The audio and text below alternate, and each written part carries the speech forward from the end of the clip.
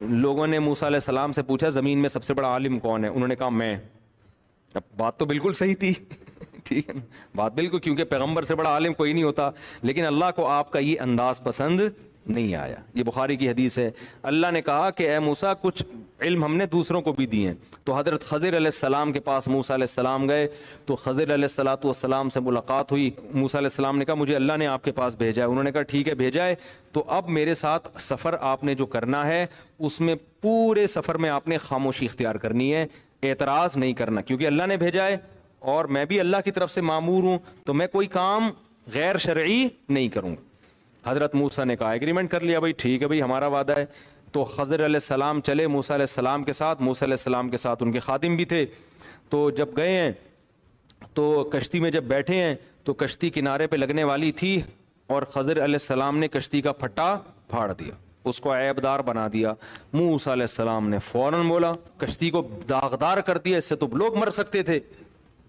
خضر علیہ السلام نے فرمایا اے موسیٰ تو میرے ساتھ صبر نہیں کر سکتا، میں نے کہا تھا.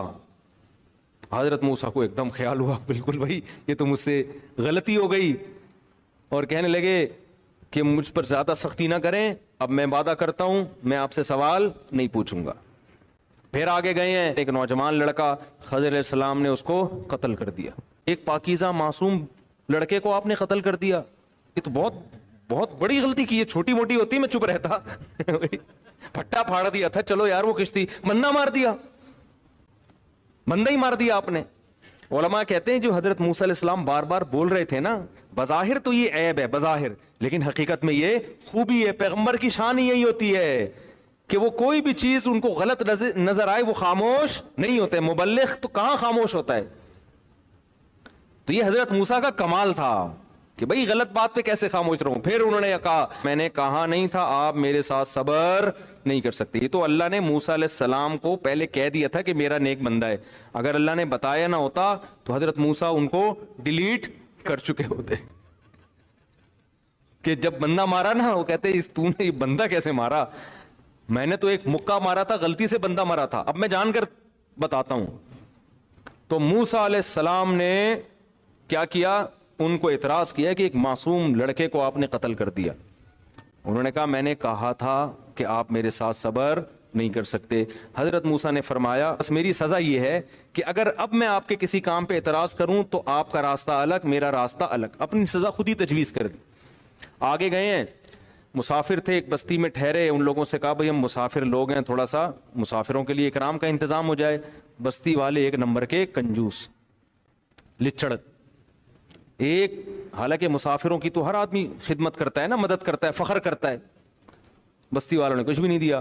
ایک دیوار گرنے والی تھی، حضرت خضر علیہ السلام نے اس دیوار کو سیدھا کر دیا. موسیٰ علیہ السلام نے فرمایا ہم پہلے ہی مسافر ہیں، بھوک لگ رہی ہے، کھانے کے پیسے ہیں نہیں، یہ ایک موقع آیا تھا پیسے کمانے کا، اجرت کمانے کا، آپ دیوار سیدھی کر دیتے، ہم نے منع نہیں کیا، لیکن ان سے کہتے بھائی اتنا کمیشن لوں گا پھر میں دیوار سیدھی کر دوں گا. حضرت خضر نے فرمایا اب میرا اور آپ کا راستہ کیا ہے، جدا.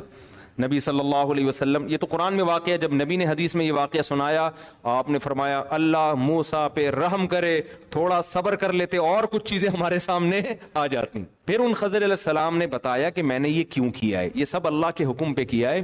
پہلا کام وہ کشتی جس کو میں نے توڑ کے برابر کی توڑ دیا، وجہ اس کی یہ تھی وہ کسی آگے ظالم بادشاہ تھا، عیب دار کشتی کو چھوڑ دیتا تھا اور جو کشتی صحیح سالم ہوتی تھی اس کو رکھ لیتا تھا. تو اللہ نے چاہا کہ یہ کشتی اس ظلم سے بچ جائے. یہ ایک پھٹا تو بعد میں لگانا آسان ہے نا، لیکن پوری کشتی چھڑوانا بڑا مشکل کام ہے. دوسرا کام وہ جو نوجوان کو میں نے قتل کیا، اللہ کے علم میں یہ بات تھی یہ بڑا ہو کر اپنے والدین کا باغی بنے گا. اس کے ماں باپ نیک انسان تھے، اللہ نے ارادہ کیا کہ اس کو موت دے کر اس کے بدلے میں کوئی نیک صالح بیٹا دیں ان کو.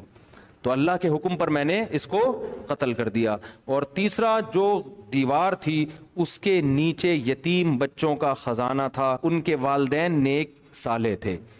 تو اگر یہ دیوار گر جاتی، محلے کے کنجوس لوگ یہ جنہوں نے ہمیں اکرام بھی نہیں کیا ہمارا، یہ سارے اس کروڑوں روپے کے خزانے کے مالک بن جاتے. تو اللہ نے ارادہ کیا کہ یہ دیوار ابھی نہ گرے، بچے جوان ہو جائیں گے، مضبوط بن جائیں گے، پھر ان کو پتہ چلے گا ہمارے والدین نے یہاں خزانہ دفن کیا تھا.